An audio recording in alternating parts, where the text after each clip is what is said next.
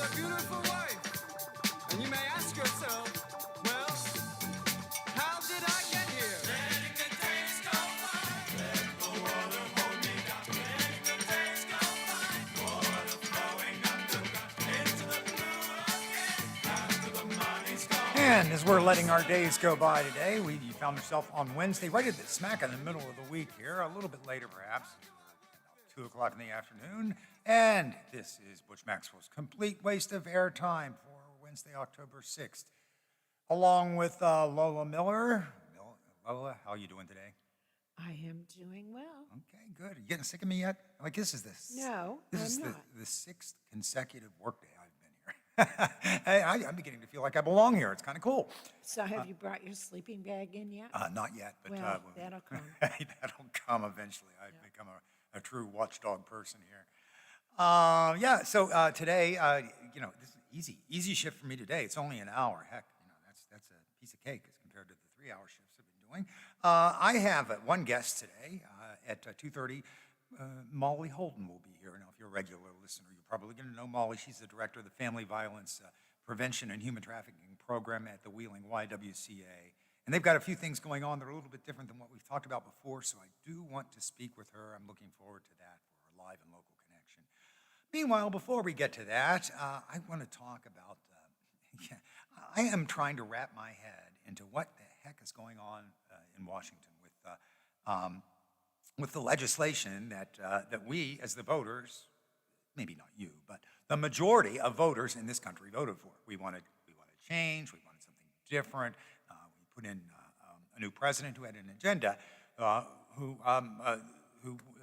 whose program he calls Build Back Better. And right now they're trying to pass the Build Back Better budget. Very alliterative and very difficult for someone to say, especially the president who has been known to stutter from time to time. So, hey, that's pretty brave of you, Joe. But the plan itself is very, very ambitious, and of course that seems to be the problem with it too, because the spending level is objectionable to some people in the Senate. The two key figures here that seem to be getting in the way of it are Senator Joe Manchin from West Virginia, Senator Kristen Sinema from Arizona, and of course the entire Republican Party.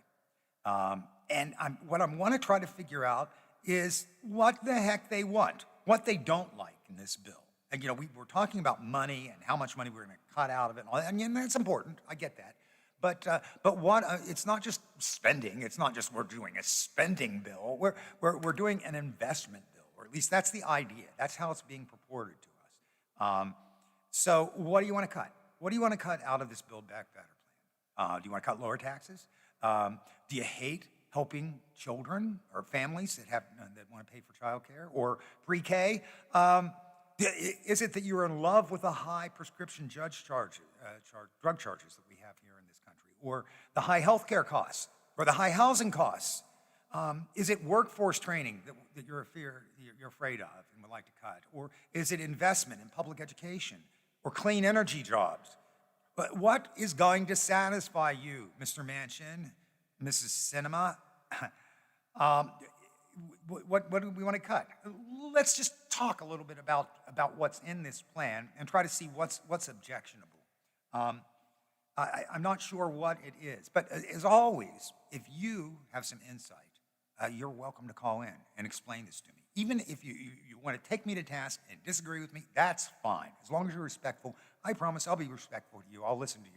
To your perspective with interest, because I really want to know. I really want to know why someone would be against, say, the plan that says that it wants to pay middle-class families, anybody who has a middle-class family who pays more than 7% of their annual income for child care, for any child up to age 5, that you won't pay anything for child care. If it takes up to 7% of your income, it could save you an average of almost $15,000 a year. What about universal preschool? Is that something that we just don't want to invest in because it's just too expensive to make sure that 3- and 4-year-olds are set up well to succeed in school? Is that the problem? How, Sorry. you got something? Yeah. Yeah, well, I don't, I don't have, there isn't a single program that's in this bill that I disagree with. I think what they should do is instead of spreading it out over 10 years, cut it in half, do it in 5. Circumstances could change in a year. We have no idea what's gonna happen, especially in this volatile world. Right. Make it for a 5-year plan, cuts the money down, and in 5 years, reevaluate how these particular programs have been working, who's benefited, who hasn't, who's gotten rich off of it, who hasn't, you know, and do it that way instead of this whole big 10-year It's a plan 10-year at plan, 3.5. Yeah. I mean, you can cut it down to 5 years. And that, to me, makes far more sense. Than cutting the programs, which is what, what I'm sort of going through the programs and saying, which of these programs do you want to cut? So you're saying, rather than make it a 10-year program, just cut it down to 5-year. Yeah. And that'll cut the price tag. Okay, yeah. And I think one of the things that people are getting caught up on is this electric car thing. And the provision for, I have voiced my opinion about this. Yeah. I mean, I'm a gearhead. I grew up with big, fast, Oh, you're from the Michigan. overpowered Yeah, right. motors. But my son brought up a really good point about that. Those batteries don't last. You're gonna. So that means every so long you're gonna have to buy a new battery. They're very expensive. Yeah. And the problem with having thrown away ones, where are you gonna throw them? Yeah, They that's are true too. very corrosive. They're terrible for the environment. Yeah. So you're keeping carbon out of the air now, but you're going to pollute any landfill. And right now we ship all our garbage to Africa. Yeah. What are those poor people going to do? Yeah, I mean, there are other considerations than, it sounds good. We're going to have charging stations all over the place. Well, until that technology is really progressed, and the expense of an electric car. Oh, it's very expensive. Of course, we also, that'll be mitigated by economy of scale too. Once we get into major mass production, the price should drop, right? There's your key. Yeah. It should drop, yes. To me, the whole thing, there isn't a program I want cut. Yeah. This electric car crap. Yeah, okay. But make it over 5 years. Make it more palatable to people. Instead of this hard and fast, it's got to be 3.5, and we're not budging from that. The art of compromise has to come. Now wait, that's ridiculous. It has to. It should. It should. It Ought to. should. It's part of politics in general. Yeah. Is the art of compromise. And I think it could be worked out if people on both sides would just budge a little. Now, Manchin has said he would be amenable to 1.5, but we all know that would go up to about 2.1, something like that. Something. So progressives, get off your high horse and, let's meet in the middle. Yeah, 2.1 is not a bad meeting ground. Now, if you keep all the programs intact, then I don't know what they could object to, except they say, well, 5 years from now we might not authorize it. So that might be their objection, but it seems like Let's as long worry as the about it program, 5 years from now. Yeah. Those people may not be in office in 5 years. True. So And we may have a whole different set of problems That's too right, in 5 years that's from now too. So anyway, yeah, that's my 2 cents. I appreciate that, Lola. Yeah. I want change, man. And I think that's a sensible approach, because I'm looking at all these ideas too. I can't disagree with anything. Lowering higher education costs. This would boost the earnings of low-wage high school graduates by nearly $6,000, and the Pell Grant expansion, and especially helping historically black colleges and universities and tribal colleges and universities. Lower prescription drug costs by letting Medicare negotiate drug prices We pay There's a more for thought. drugs than anybody else in the world. And we in the United States, I mean, you know, the U.S. companies, by and large, are the ones who develop these things. So that would be amazing. There's some other things too. Tax cuts for families with children. Tax cuts to workers who don't have children, because you could have an earned income tax credit from somewhere between $543 to $1,500 just because you go out and work for a living. What a thing. Here we're changing our tax regulation to actually reward people who go to work.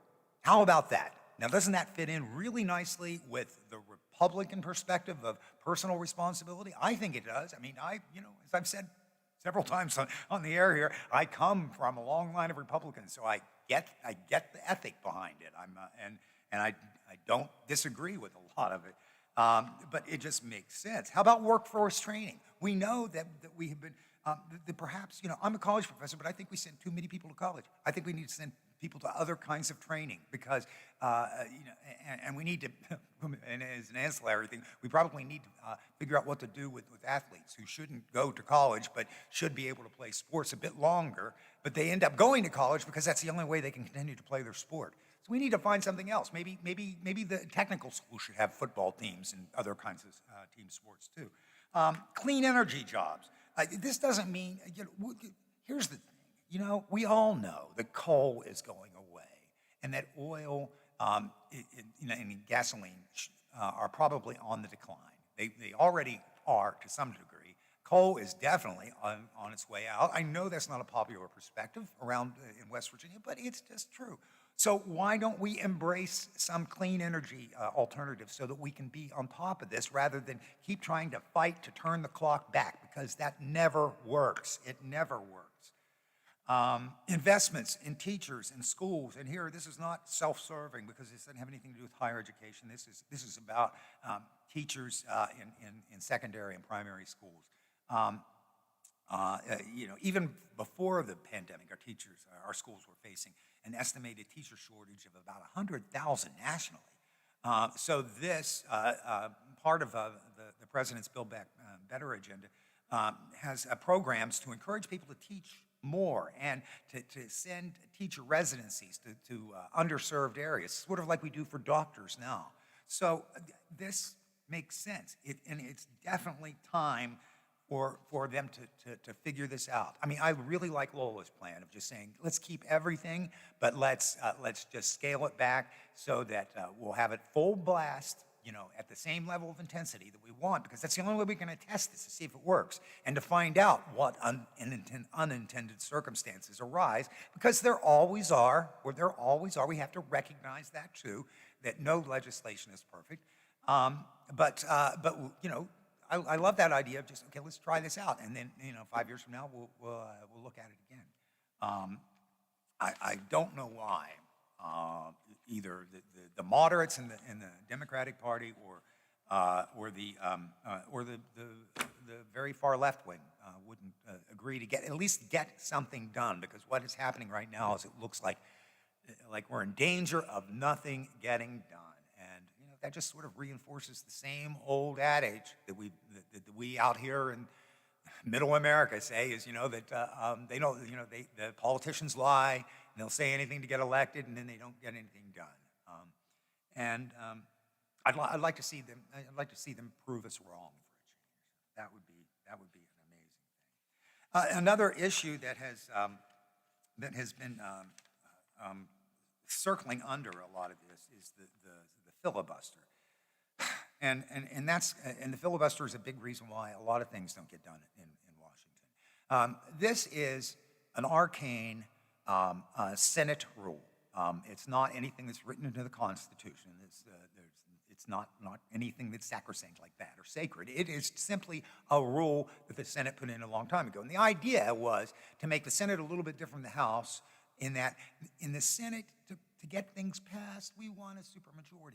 We want 60 senators to agree with something. Well, what amounts to 60 now, depending on how many senators we have. So it would take 60 to pass most types of legislation. And over the years, thankfully, from my perspective, the filibuster has been eroded. And so there are some ways of getting around filibusters, but like the budget reconciliation, which has gotten a lot of attention lately. And so what the Biden administration is doing, what progressive Democrats and even Senate Democrats are doing, is putting things into a budget reconciliation bill that they can totally, they think that everybody in their party will get behind, and they know the Republicans won't. And since they have that razor thin 51% majority in the Senate, they think they can get some of this Build Back Better legislation passed through budget reconciliation.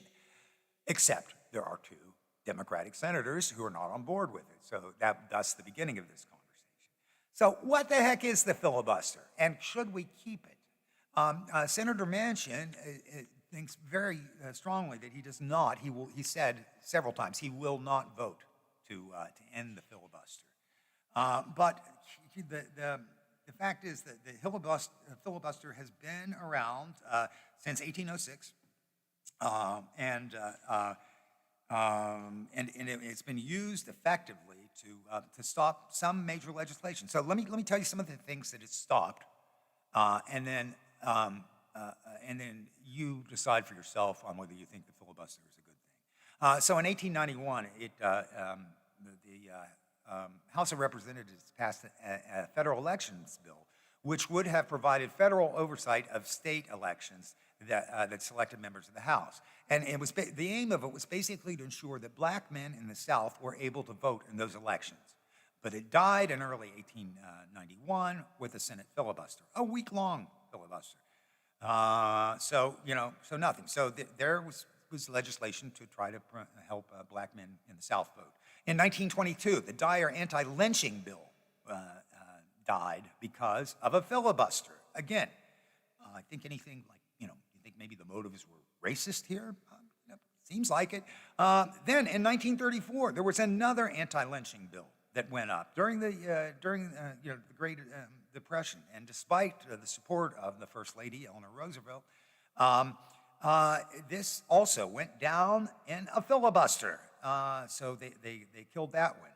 In 1942, an anti-poll tax bill was put together because what was happening was people were being charged to go vote, and it disproportionately impacted, guess who? Black registered voters. So federal legislation tried to prevent poll taxes. It was defeated by a filibuster.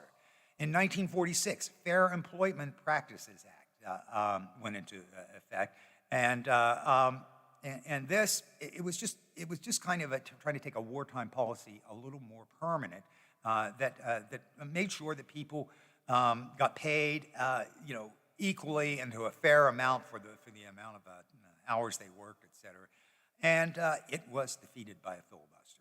In 1970, and I didn't even know this until today, but in 1970, there was an amendment to abolish the Electoral College. Yeah. What an amazing thing, And that also went down. Who brought that down? Do you know that one? I don't know who brought it down. It won't surprise you. Senator Strom Thurmond. Yep, he was the one. And that was a 24-hour filibuster in which he famously peed in a bucket so he could keep talking. Essentially, what I'm saying is here, I've just given you 6 instances of when the filibuster was used for, I think, what most of us would agree are very, very bad government policies.